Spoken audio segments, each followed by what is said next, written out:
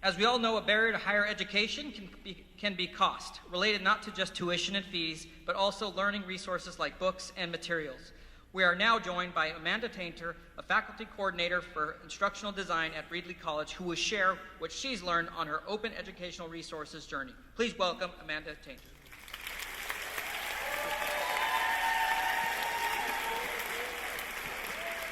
I feel like that's just my ECE folks out there making noise.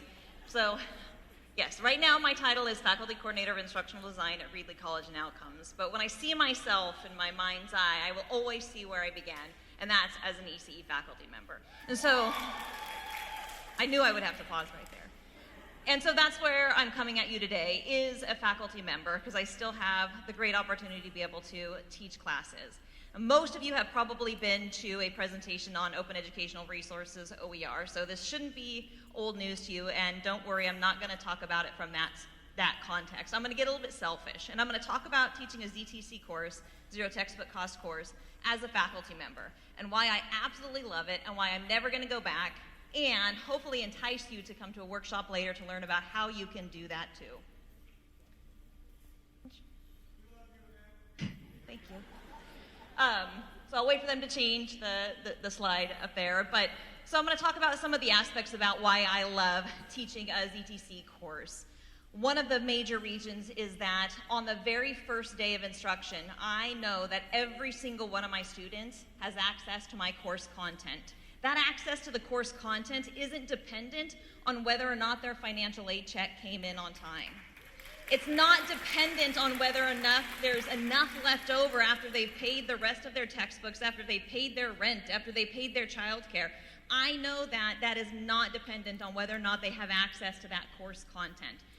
Them having access to the course content isn't dependent on whether or not the library is open after they get off work. If I put a reserve copy into the library, it's not dependent on whether or not they ask ChatGPT the right questions to get the content. It's not dependent on whether or not Chegg has it cheap enough. It's not dependent on whether or not Amazon has it for rent. I can say, as their instructor, that each of you have the same access to the content that I have hand-curated for you. Thank you.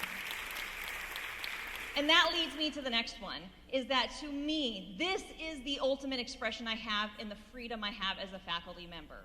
I love to say, I don't teach chapters, I teach concepts. A textbook publisher does not tell me what I teach in my class. I take a look at the curriculum outline of record that discipline experts in my field, both myself and my colleagues, have decided this is what needs to be taught. And I get to hand curate that content for my students. That is the ultimate expression in freedom for me, is I get to say to each and every one of them, as a discipline expert, as someone that's been out in the field, these are the things that you need to know, and I have handpicked each and everything that I'm offering you. And that leads me to the next thing. Once I made this transition to ZTC courses, Zero Textbook Cost courses, using OER or other materials, the passion reignited for my subject was such a surprise to me as I dove down and hand-curated that content and said, yes, they need to know this, they need to know that, they need to know this. That excitement I felt when I first started my journey in early childhood was there again. And what I loved is that my students saw that. When I get the feedback back from them, they said, it's like she handpicked everything in our course for us. And then I have to say, I did, I handpicked it. Everything that you see, I handpicked for you. And then that leads me to the next point, while I love it. While I didn't get into education to be a hero, every single feedback that I get from my students, it's a profuse thank you. Thank you. Thank you. And all I did was make the choice to not charge them for a textbook, and to them, it was so altering to their academic career. They didn't have to try and guess what content they needed to know. They knew that I had picked everything they needed to do to be successful in the course, and that the hard work was up to them. They didn't have a financial barrier to get to that content. It was available to each and every one of them. In the workshop later, if you choose to come, we'll talk about how easy it is to make that transition. But what some of you might be asking is this an unfunded thing? Do I have to do it on the side of my desk? It's not. Chancellor Goldsmith advocated to our board to allocate $1 million to us, to the colleges, to help fund the transition to ZTC courses. Not only is there that funds available, the state chancellor's office has also allocated thousands and thousands of dollars to help support these transitions as well. The district grants team is constantly curating and obtaining grants that'll help make that transition. The goal with all these monies is not only to help faculty and make that transition, but also to help operationalize this at our individual colleges to make it where it's an ongoing thing. It's not just, oh no, the grant's gone, we're done. It's something that keeps going and going and going. And that's the other thing we're going to talk about.